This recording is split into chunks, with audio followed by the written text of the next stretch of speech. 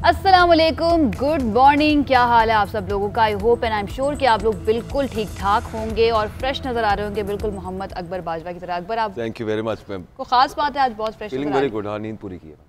बहुत अच्छी बात है। अच्छा, वैसे ना मोस्टली होता है कि जब वीक का बिल्कुल मिड आ जाता है ना तो ज़रा स्लो हो जाते हैं मामलात, लेकिन लग नहीं रहे जो हमारे मुल्क में इस वक्त सियासी तौर पे भी चल रहा है, नजर है आपका। Thank you very much. Corona की सूरत हाल चल रही है, तो उसमें आपका फ्रेश होना जो है ना, ये नहीं, आप भी माशाल्लाह बहुत फ्रेश लग रही हैं। Thank you so much. वो मैं हूँ, तबीयत ठीक ठाक है? एक्चुअली मैं फ्रेश हूँ, मैं बिल्कुल ठीक ठाक। खबरें कुछ अच्छी नहीं आ रही वैसे, आपको पसंद नहीं आ रही खास तौर पे? वैसे पसंद नहीं आ रही। देखिए ना, कुछ पीएसएल तो है नहीं अब।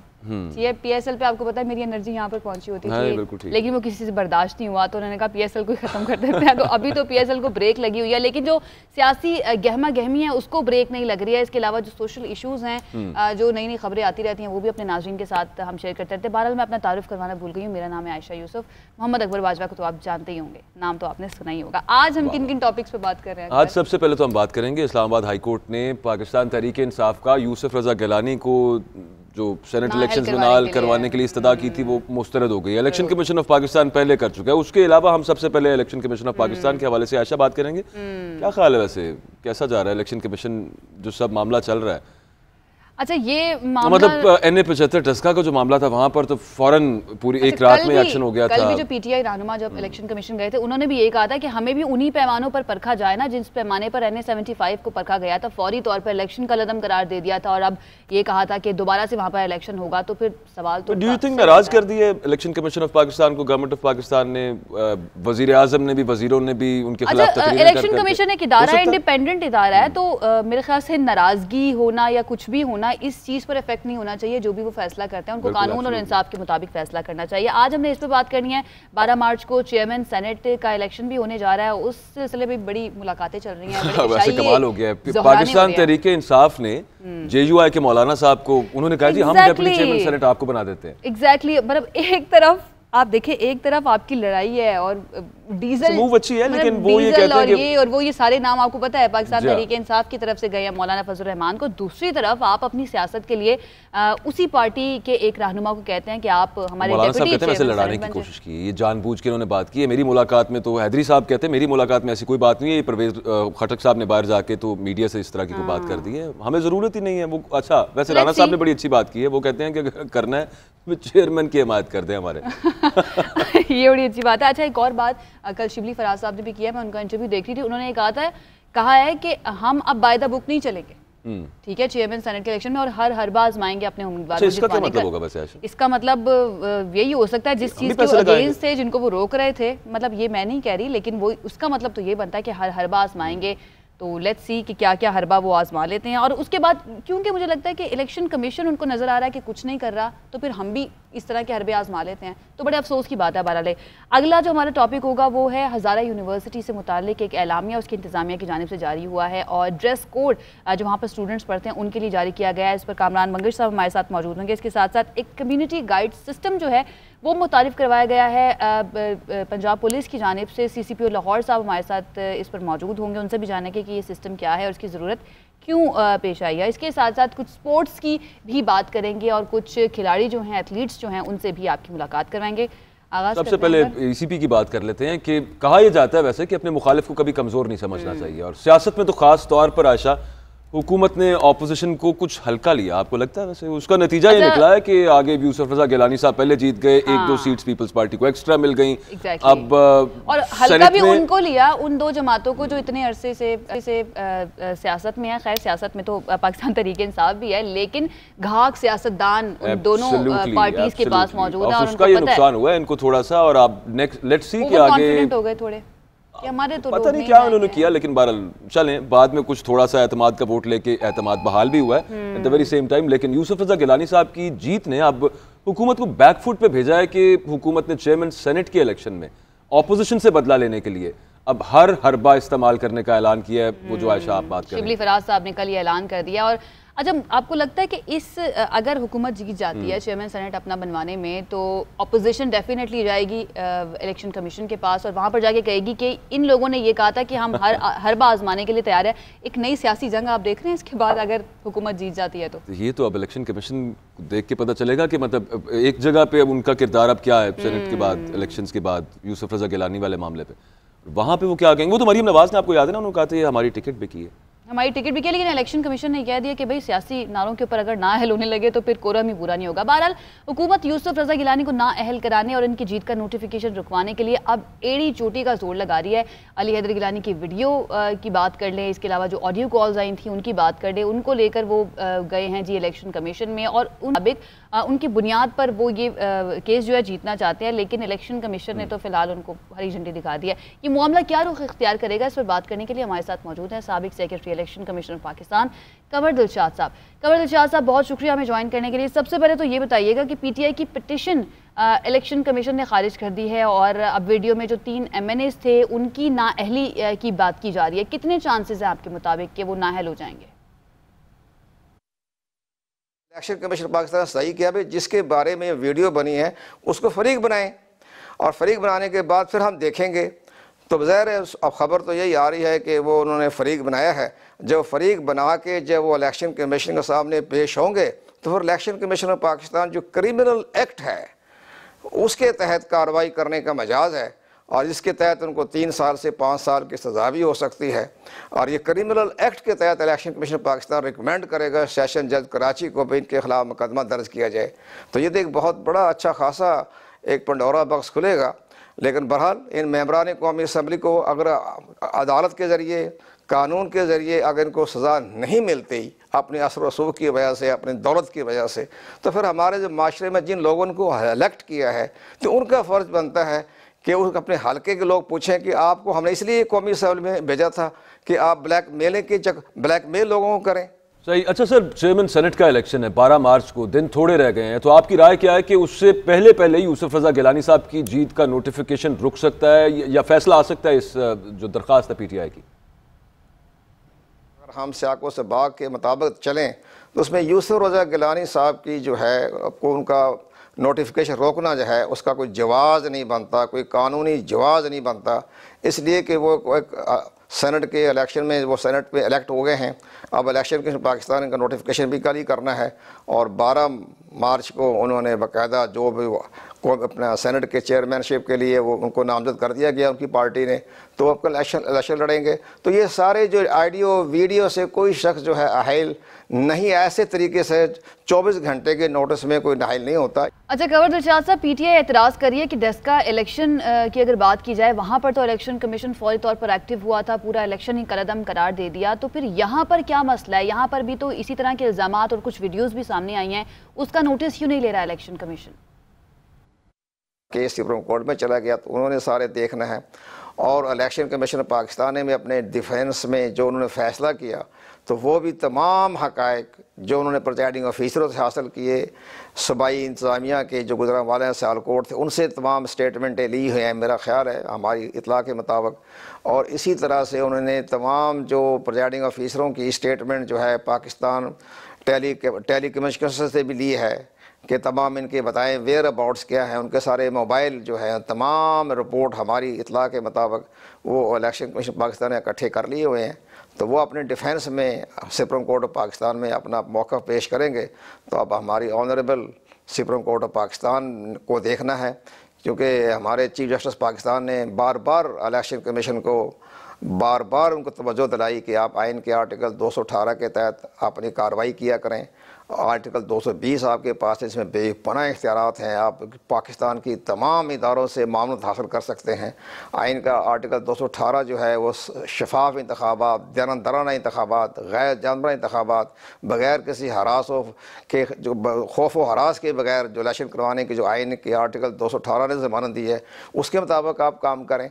तो जब चीफ जस्टिस ऑफ पाकिस्तान ने इलेक्शन कमीशन को बड़ा मजबूत बनाने की कोशिश की, बार बार उनको कहा कि आपके पास हमसे भी ज़्यादा इख्तियारात हैं, तो मुझे तो नज़र आ रहा है कि जब ये इन्होंने सुप्रीम कोर्ट में गए हैं तो जहाँ इलेक्शन कमीशन पाकिस्तान का मौक़िफ़ जो है और वो भी जो है सुप्रीम कोर्ट ऑफ पाकिस्तान गौर व खोज करेगी। सही। कांवर दिलशाद साहब हमारे साथ मौजूद थे। एक बात मुझे समझ नहीं आई है अकबर, वो कहते हैं कि कुछ जवाब नहीं बनता यूसुफ रज़ा गिलानी की नाइली का, लेकिन जो वीडियोस आई हैं, सही बात, और जो ज्यादा उनको वोट पड़ गए हैं उसका क्या जवाब ने जो बात की है, मुझे तो उस बात की समझ नहीं आ रही। वो ये कि वो कहते हैं वीडियो में गिलानी साहब है नहीं, उनकी कोई बात नहीं हुई और पैसों का कुछ जिक्र नहीं हुआ। तो मतलब उनके बेटे इलेक्शन से चंद दिन पहले किसी को वोट जाया करने का तरीका बता रहे हैं और वो उसको एक खास तरीके से फोल्ड करने का बता रहे हैं, और वो लोग आगे से कह रहे हैं कि आपको पता चल जाएगा कि ये हमने फोल्ड किया, हाँ इस तरह करेंगे तो हमें पता चल जाएगा। तो इससे इन्फ्लुएंस क्या होती है फिर, और क्या समझे बंदा? पता चल जाएगा कि ये किसके लिए वोट जाया करने का तरीका बताया जा रहा है। बहरहाल आई डोंट नो इस पर क्या कहना चाहिए। इलेक्शन कमीशन जो है एक इंडिपेंडेंट इदारा है। सुप्रीम कोर्ट अब इस पे कुछ मामला वहां पे जाए तो इस पे तफसीली कुछ बातचीत तो शायद आगे कुछ इस पर होना चाहिए, क्योंकि कंफ्यूजन जो है अब भी बरकरार है। जो जिस तरह के फैसले आ रहे हैं वो अजीब से मुबहिम से फैसले हैं, और समझ नहीं आ रहा कि आखिर जब सबूत मौजूद है, नजर आ रहा है वाज़ेह तौर पर, उसके बावजूद ये कहना है कि क्योंकि उनका कोई जिक्र नहीं है, कोई नाम नहीं है, तो इसलिए इस पर हम कुछ नहीं कर सकते। एक नई जो है पिटीशन दायर की जाए। ये बात दुरुस्त है, लेकिन एक और भी कुछ नजर आ रहा है कि किसी जमात की कोई हिमायत, कोई पार्टी टिकट नहीं, उसके बावजूद आप आज़ाद उम्मीदवार सेनेट इलेक्शन जीत जाए। अच्छा, इसके ऊपर भी नोटिस लेना क्या नजर आ रहा है वैसे यहाँ पे? इसके ऊपर भी नोटिस लेना चाहिए। बहरहाल अब क्या कहा जा सकता है, ये निज़ाम ही इस तरह का मुबहिम है। इसी को लेकर तो सुप्रीम कोर्ट में गई थी पाकिस्तान तहरीक इंसाफ हुकूमत के, इनको शफाफ बनाया जाए, किसी तरीके से कोई इस तरह का निज़ाम जो है सामने लेकर आया जाए कि पैसे ना चलें। और बहरहाल जिस तरह से कुछ उम्मीदवार जीते हैं, वो इलेक्शन कमीशन ने कह दिया, उन्होंने कहा कि आपकी राय का बहुत एहतराम है, अगले इलेक्शन के लिए हम ऐसा मैकेनिज्म बना लेंगे। मतलब ये इलेक्शन ठीक है ऐसे नहीं, 3 साल बाद वो कहते हैं करेंगे। हाँ, चलो छोड़ दें, देखते हैं, आगे बढ़ जाते हैं और कुछ और बात कर लेते हैं कि इस वक्त जो मुख्तलिफ यूनिवर्सिटीज़ हैं जहाँ पर तालीम व तदरीस का सिलसिला जारी होता है, और इस मकसद के लिए स्टूडेंट्स जो हैं वहाँ पर जाते हैं, वहाँ पर अब उनका ड्रेस कोड क्या होगा, इस सिलसिले में कुछ नई इंस्ट्रक्शंस आई हैं। कोहाट केपी यूनिवर्सिटीज़ में ये पहले भी चारसदा में और एक और यूनिवर्सिटी थी हज़ारा में, यस, वहाँ पे उन्होंने एक ड्रेस कोड मुतारिफ करवाया कि एक खास ये कपड़े आप नहीं पहन सकते और ये ही कपड़े आपने पहन कर आने हैं। अबायास भी थी एक दो जगह पर। यहाँ पे अब कोहाट यूनिवर्सिटी ने जो ड्रेस कोड मुतारिफ करवाया, वो तालिबात के लिए सफ़ेद शलवार कमीज़ है और आस्तीनों वाली कमीज़ लाजमी है, अच्छी बात है। और जो मेल स्टूडेंट्स हैं उनके लिए उन्होंने कहा है कि शलवार कमीज और वेस्ट कोट ही पहन के आना। मेरे ख्याल से आपको जो यूनिफॉर्म है वही मुतारिफ करवा देना चाहिए, जिस तरह से स्कूल्स में होता है उसी तरह का करवा दें, क्योंकि अगर स्टूडेंट्स अपनी मर्जी के कपड़े जो कि डिसेंट अटायर जिसको हम कह सकते हैं, अगर वो नहीं पहन सकते तो फिर मेरे ख्याल से आप इसका मकसद क्या हो सकता है? यूनिफॉर्म ये हमारे साथ मौजूद है कामरान बंगश साहब, उन्हीं से जान लेते हैं। मुआविन खुसूसी बराए इत्तलात हैं साहब, बहुत शुक्रिया हमें ज्वाइन करने के लिए। सर, सबसे पहले तो ये बताइए कि ऐसा क्या हुआ कि खैबर पख्तूनख्वा की जामियात में ड्रेस कोड अब लागू किए जा रहे हैं? क्या यूनिवर्सिटी इंतजामिया को कोई शिकायत मौसूल हुई थी जिसकी वजह से ये इकदाम उठाया गया? जी, बिस्मिल्लाहिर्रहमानिर्रहीम। एक तो आपका शुक्रिया, आपने जैसे इलेक्शन कमीशन के उसके बारे में बात की, केस के बारे में, बड़ा एक अफसोसनाक सी सूरत हाल है हमारे इदारों की। जितना इन्फ्लुएंस्ड है, अनफॉर्चुनेटली मुझे ऐसी बात नहीं करनी चाहिए, बट ये एक रियलिटी है। एनीवेज, जो आप जिस मुद्दे के लिए आपने मुझे मदऊ किया है उस पर मैं बात करता हूँ। देखें, चांसलर जो हैं गवर्नर खैबर पख्तूनख्वा, उन्होंने जैसे कॉरपोरेट सेक्टर में एक डिसिप्लिन इन्वायरमेंट होता है और यूजुअली जामियात से जो बच्चे और बच्चियाँ फारिग होती हैं वो फिर ऑटोमेटिकली अपने कैरियर में एंटर होते हैं, तो उनके लिए एक सॉर्ट ऑफ कॉरपोरेट डिसिप्लिन लाने के लिए, उनको एक सॉर्ट ऑफ एक सिस्टम में लाने के लिए, आपको आवाज़ आ रही है मेरी? जी जी बिल्कुल आ रही है। हेलो जी जी कामरान साहब, हम सुन सकते हैं आपको। कामरान बंगश साहब से रब्ता मुनक़ता हो गया है, कोशिश करते हैं कि दोबारा से उनसे रब्ता करें। उन्होंने बताना शुरू किया था कि किस तरह से जो चांसलर साहब है उन्होंने ये सोचा कि क्योंकि इसके बाद करियर में उन्होंने एंटर होना, तो इसलिए उनका थोड़ी सी डिसिप्लिन करना, लेकिन करियर में अगर वो जाते हैं, लेकिन ये किस हद तक, ये कितनी लॉजिकल बात है। लेकिन इसके अलावा, अच्छा, ये जब भी होता है ना, पहले भी जितनी दो तीन यूनिवर्सिटीज़ में हो, इससे पहले भी होता रहा, सोशल मीडिया पे बहुत तनकीद होती है और बहुत सी जगहों पे काफ़ी तनकीद होती है। लेकिन एक इंटरेस्टिंग फैक्ट है आशा इसमें, वो ये है कि लास्ट टाइम भी हमारे चैनल ने बात की थी वहाँ पे पेरेंट्स से स्टूडेंट्स के, वो बड़ी तारीफ़ करते हैं इन चीज़ों की। वो कहते हैं कि अब हमारी जो इलाकाई रवायत है ये उसके ऐन मुताबिक है। खैर, दोबारा हमारे साथ मौजूद हैं कामरान बंगश साहब। सर, आप फरमा रहे थे कुछ, बोलिएगा। हाँ जी, तो एक कॉरपोरेट वर्ल्ड में भी एक डिसिप्लिन होता है, एक ड्रेस कोड होता है। इसमें एक अनफॉर्चुनेट जो उसको प्रॉपरली मैनेज नहीं किया गया, वो हज़ारा यूनिवर्सिटी है जिसके ऊपर चांसलर ने फिर खुद नोटिस लिया। वो कुछ ओवर एंड अबाउ चले गए कि ऐसे नहीं होना चाहिए और ऐसे नहीं होना चाहिए और ऐसे जीन्स नहीं पहनना चाहिए। इसका बुनियादी मकसद, जैसे आपने अभी बात की, देखें पेरेंट्स को और स्टूडेंट्स को एक सेंस ऑफ जो नहीं होता एकेडमिक्स में, आप जब यूनिवर्सिटी जाते हैं तो आपका सबसे मुहिम ऑब्जेक्टिव यह है कि आप उधर पढ़ें और एक रिलैक्स सेंस ऑफ माइंड के साथ आप पढ़ें। तो ये चांसलर के पास ये बातें आ रही थी कि एक ड्रेस कंपटीशन हो जाता है, पेरेंट्स के ऊपर एक फाइनेंशियल बर्डन आ जाता है। वो बिलखुसूस जो स्टूडेंट्स हैं वो एक कंपटीशन में चले जाते हैं, जो बच्चों के दरमियान एक ड्रेस कंपटीशन शुरू हो जाता है रोज़ाना नए। तो वो पेरेंट्स के ऊपर एक यूज़लेस सा एक बर्डन, फाइनेंशियल बर्डन उनके ऊपर आ जाता है। तो एक तो एस्पेक्ट उसका ये है कि वो बर्डन कम हो के मेन ऑब्जेक्टिव की तरफ स्टूडेंट्स मोटिवेट हो जाए। कामरान साहब, क्या पेरेंट्स की तरफ से भी कोई इस तरह की दरख्वास्तें गई थी चांसलर की तरफ कि इस तरह का कोई ड्रेस कोड जो है वो लागू होना चाहिए, जैसा कि आप बता रहे हैं कि पेरेंट्स पर भी इस तरह का बर्डन आ जाता है फाइनेंशियली? बिल्कुल, मैं वही आपको कह रहा हूँ कि पेरेंट्स की तरफ से बहुत ज़्यादा इस बारे में वो था कि उनके ऊपर देखें, आपको पता है हमारा सूबा बड़ा गरीब है, इकनॉमिकली हमारे लोग जो हैं इतने ज़्यादा अच्छे नहीं हैं। तो उनको एक डिस्पैरिटी आ रही थी यूनिवर्सिटी में कि एक स्टूडेंट जो है वो बड़ा एक्सपेंसिव ड्रेस में है और एक उसी के साथ बेंच पे बैठा हुआ वो उस तरह के ड्रेस में नहीं है। तो एक तो उसका पहला एस्पेक्ट जो डिसिप्लिन का है वो पूरे यूनिवर्सिटी के ऊपर अब अप्लाई होगा। वो टीचर्स के लिए गाउन पहनना, उनके लिए एक प्रॉपर ड्रेस कोड में आना, स्टूडेंट के लिए एक डिसिप्लिन का एस्पेक्ट है, एक फाइनेंशियल डिस्पैरिटी का है। तीसरा जो है वो ओवरऑल जो एक यूनिवर्सिटी का माहौल है वो एकेडमिक नज़र आना चाहिए। हमारे पख्तूनख्वा में देखें, इस्लामिया कॉलेज की एक हिस्ट्री है। कायद-ए-आज़म जो है जब वो आए थे उधर जो है उसी कॉन्टीन्यूटी में हमारे स्टूडेंट्स जो है वो शेरवानी पहनते हैं। तो ये एक ओनरशिप आ जाती है कि मैं इस यूनिवर्सिटी से पढ़ा हूँ, ये मेरा ड्रेस कोड था, हम इस तरह के उसमें पढ़ चुके हैं। तो ओवरऑल मैं लेकिन कामरान भाई, ये फाइनेंशियल जो डिस्पैरिटी की आप बात कर रहे थे, ये कुछ समझ नहीं आती बात। ये तो पूरे पाकिस्तान में है, फिर इस तरह से होने लग जाए तो ये तो कंट्रोल भी कोई नहीं कर सकता। और इसके लिए ठीक है, अपने तौर पे अगर आपने कुछ इस तरह का किया है, लेकिन ये उसकी वजह कोई इतनी समझ नहीं आती। दूसरा, चांसलर वाली जो आपने बात की, गवर्नर साहब चांसलर हैं, तो इसका मतलब है, आपकी बात से मैं इन्फर कर रहा हूँ कि ये एक सूबाई पॉलिसी है। फिर ये यूनिवर्सिटीज़ अपने ओन पे नहीं कर रही, ये गवर्नर साहब हिदायत कर रहे हैं तमाम यूनिवर्सिटी के वाइस चांसलर्स को कि ये किया जाए, ये काम ड्रेस कोड को एक ख़ास तरीके से लागू किया जाए, ये सब मामला।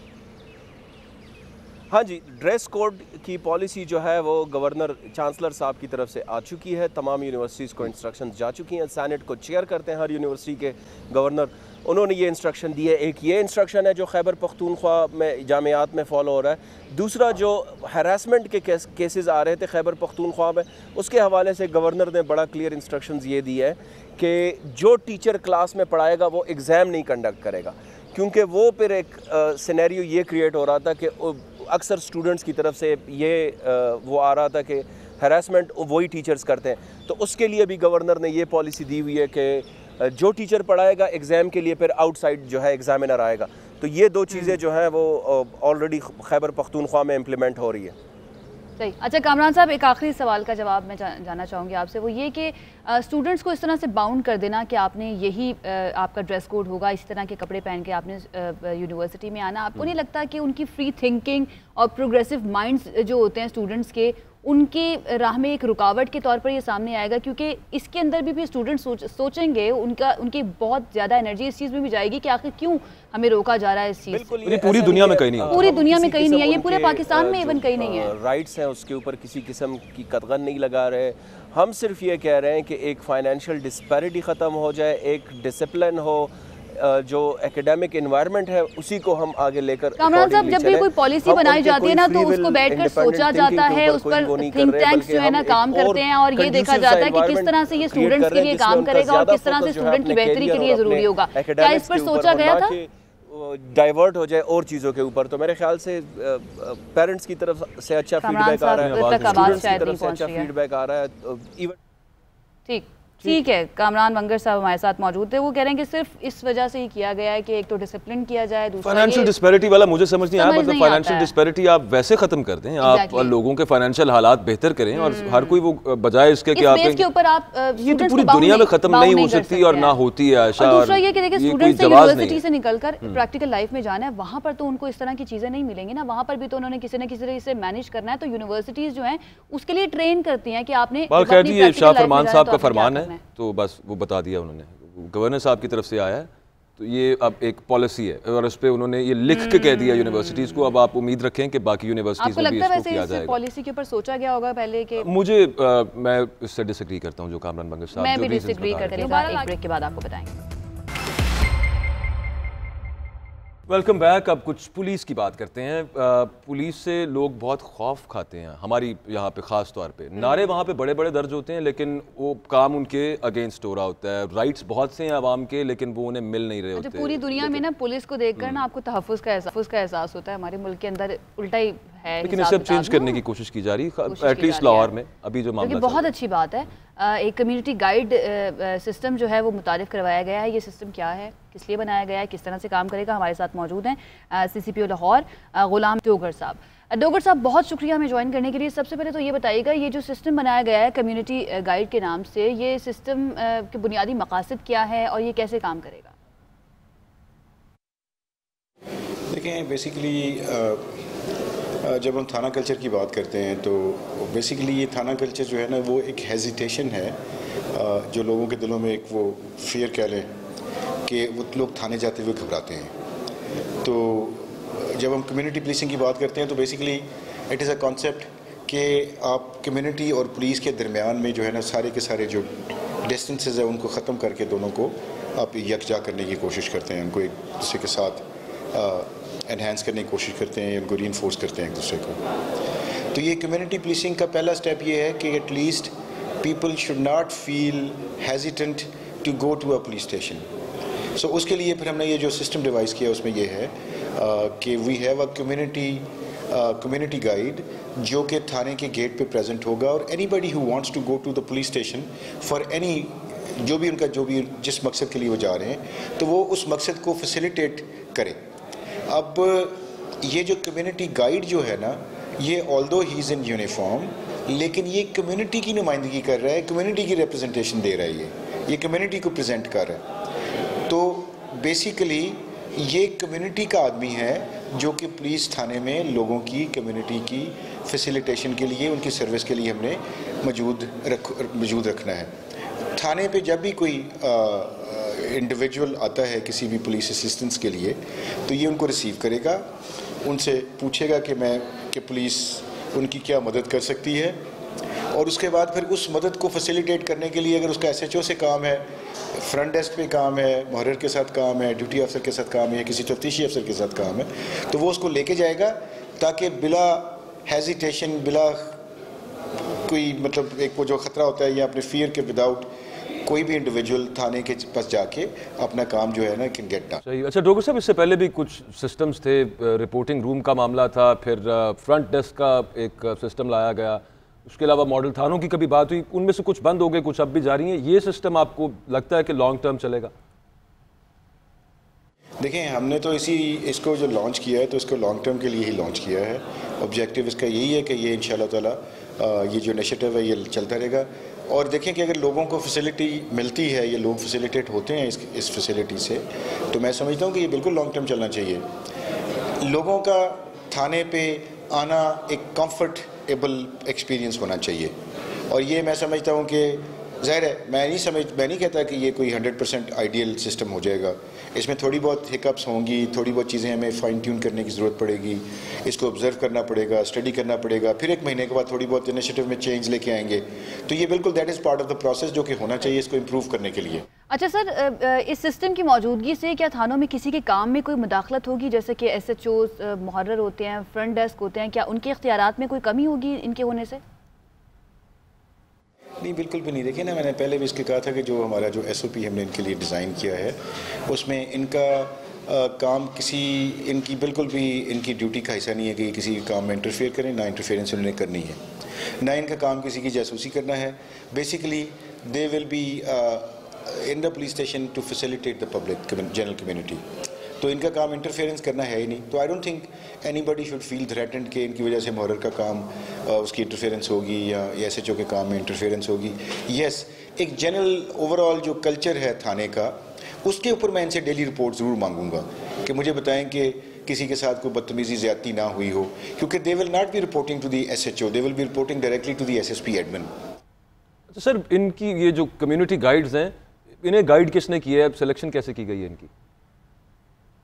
देखिए, जब इनका सिलेक्शन प्रोसेस हुआ था तो हमने तकरीबन 8000 पुलिस ऑफिसर से उनका सीक्रेट बैलेटिंग करवाई थी, सर्वे करवाया था, और हमने उनको ये कहा था कि आप रिकमेंड करें कि 3 डिफरेंट क्राइटेरिया के ऊपर कौन लोग पूरे उतरते हैं: integrity and honesty, professionalism and जो दर्द दिल रखते हैं कम्युनिटी के लिए या ह्यूमैनिटी के लिए. तो ये तकरीबन कोई 100 के करीब हमने लोग शॉर्टलिस्ट किए थे जो कि बैलेटिंग के अंदर सीक्रेट सर्वे में जिनका नाम सामने आया था. तो पहले तकरीबन 300 लोग उनमें रिकमेंड हुए थे. 300 में से फिर हमने उनके इंटरव्यू करके शॉर्टलिस्ट करके 100 के करीब हमने लोग वहाँ से निकाले. तो देखें कि सबसे पहली बात तो ये कि इनका जो क्राइटेरिया सिलेक्शन का है ही कि ये अबव बोर्ड इनकी इंटेग्रिटी है और ये ह्यूमैनिटी के लिए दर्द दिल रखते हैं, और तीसरी बात ये कि इनका प्रोफेशनलिज्म है. तो डेफिनेटली ये 3 क्वालिटीज़ किसी भी पुलिस अफसर में अगर हों तो मैं समझता हूँ कि he is a good police officer. और जो भी टास्किंग उसको की जाती है, he would be able to deliver on that tasking. तो ये टास्किंग इनको दी है, ये पुलिस की क्रीम है बेसिकली, जो लाहौर पुलिस की. तो मुझे उम्मीद है कि ये डिलीवर करके दिखाएंगे.